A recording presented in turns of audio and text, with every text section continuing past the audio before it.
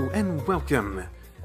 Now, Danganronpa V3, definitely one of the best games I played this last year. What is Danganronpa, you might be asking if you haven't seen the series or heard of the series before.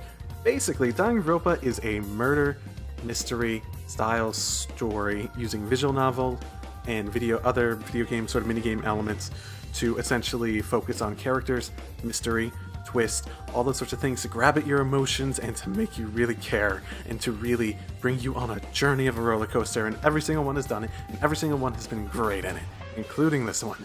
So if that even interests you a little bit, don't think too much about what the premise is and go off and play the first game in the series, because I'm going to say this now, this game is sort of advertised, marketed as a soft reboot sort of thing, kind of thing.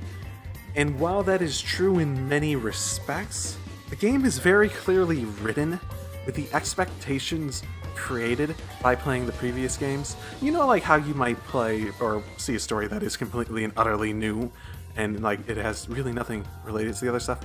And then you come across a twist in the story that's like, I didn't expect that to happen, but it's only really a twist because you didn't expect that to happen because you have seen the previous ones, and there's a certain sort of expectation for how things work.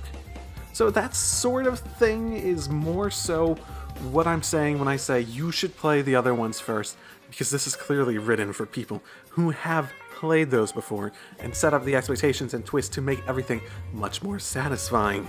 So while a newcomer could come in and play this game and really have no problem, I don't think the experience would be as enjoyable because it's not really written for them as much as they may try to market it as such.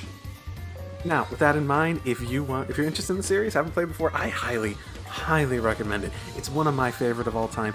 It's not necessarily a very gameplay heavy thing, but if you're interested in story, you're interested in mystery, you're interested in twists, you're interested in characters, you're interested in just feeling emotions, period, it is a great one to get into.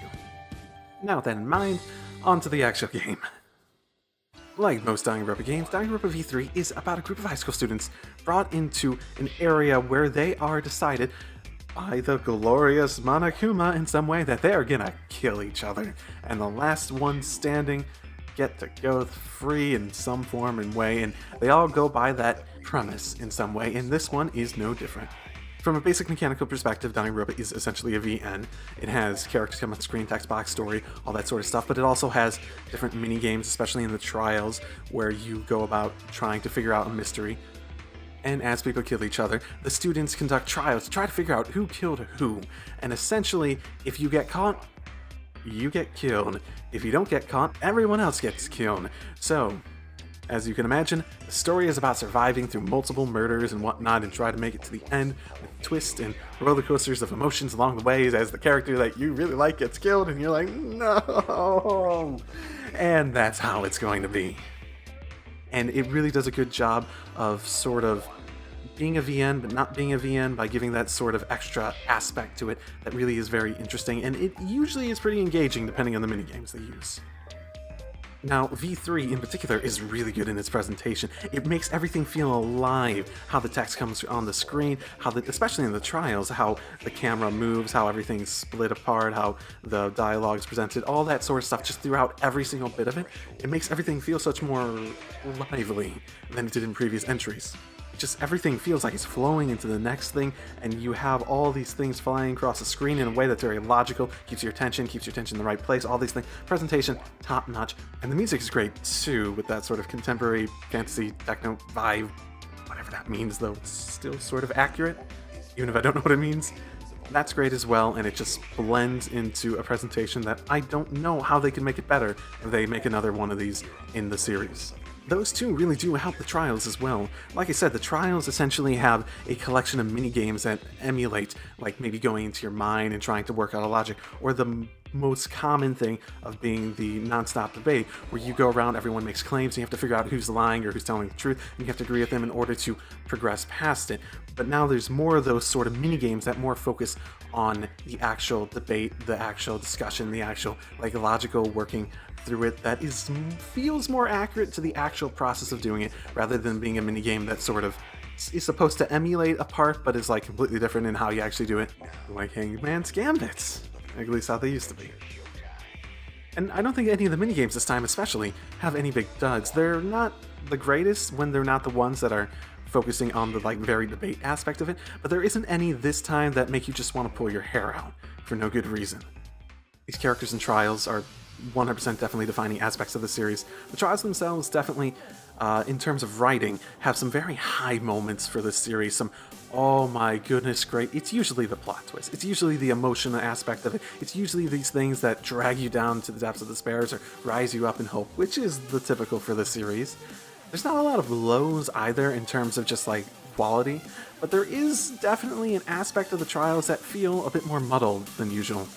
They don't flow as well in just throughout the trials, throughout the logic, throughout the conversations within the trials.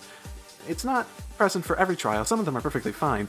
There's this muddled aspect to it that makes the pacing feel off in a decent amount of areas, which I don't really remember being as much of an issue in any of the previous games. The characters definitely make up for it a bit, since a lot of them are great, especially the ones they focus on, and everyone is just very likable. And if they're not likable at the beginning, they'll become likable later on.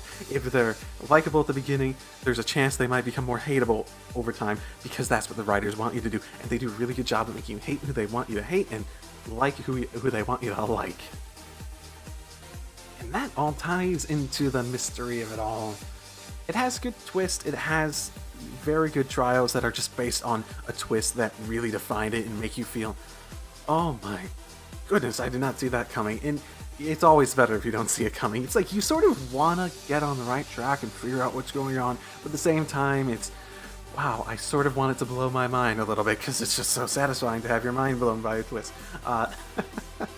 Okay, and now, skip ahead to whatever timestamp it says on screen, because I'm going to talk very vaguely about some later elements of the story that I just feel like I need to at least mention, because otherwise I don't feel as though I'd given my full opinion of it. Essentially, I want to talk about the ending. I'm going to be very vague. I'm not really going to talk about too much, but just general opinions about the ending itself might be enough to constitute spoilers. Because it's a controversial ending, and it will be obvious why it's controversial when you get to it.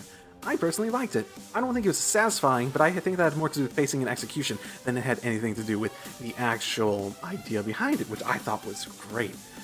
Just go in with an open mind if you're concerned about that. Just try to understand what they're doing. You may dislike it, you may like it. I think it's understandable either way. It just might not resonate with people, the idea they're going for, because it's very bold, it's a very interesting direction that they wanted to go with it. I think it's a very interesting idea that either resonates with you or it doesn't. Now, with that in mind, I don't want to say any more because spoilers, and I don't want to go into that much detail. If you want to see anything more in my opinion on that, you can go watch the Let's Play of it. Now, compared to others in the series, this really does a lot of great things in refining the formula of how to make a Danganronpa game, between presentation, between the minigames, between just what it should be structurally and what it should be and how it entertains you and how it does what it's trying to do. And it really is hard to imagine how they can evolve it further at this point. Then again, maybe I'm just not that imaginative at the moment. And that really does do a good job taking some of the problem aspects of the game and making it really close in terms of, I think, general quality with Danganronpa 2, in my opinion. I'd still put it above basically everything else in the series, except maybe the future arc of the anime, but that's a story for another day. But it's still very good.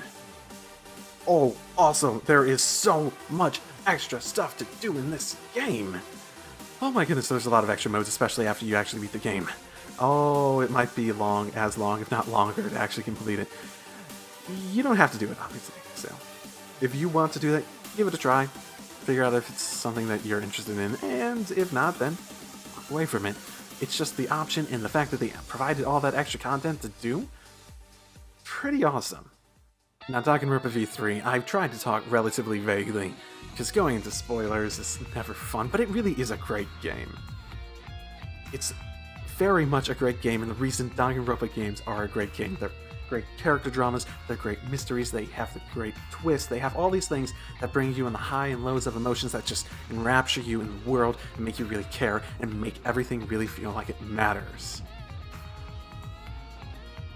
Add to that the presentation being so well refined, so much extra content, all the different twists, and if things end up resonating with you well in terms of the characters, in terms of the twists, in terms of everything just throughout it. And I still think that it's not very newcomer friendly because it doesn't really feel like it's written for people, whether it has connections to old content or not, even though it's supposed to be the soft reboot. It's not really feeling like, in terms of expectations and how things are written, twists and expectations that they're expecting you to come in with, it still feels like it's written for people who have played the series before.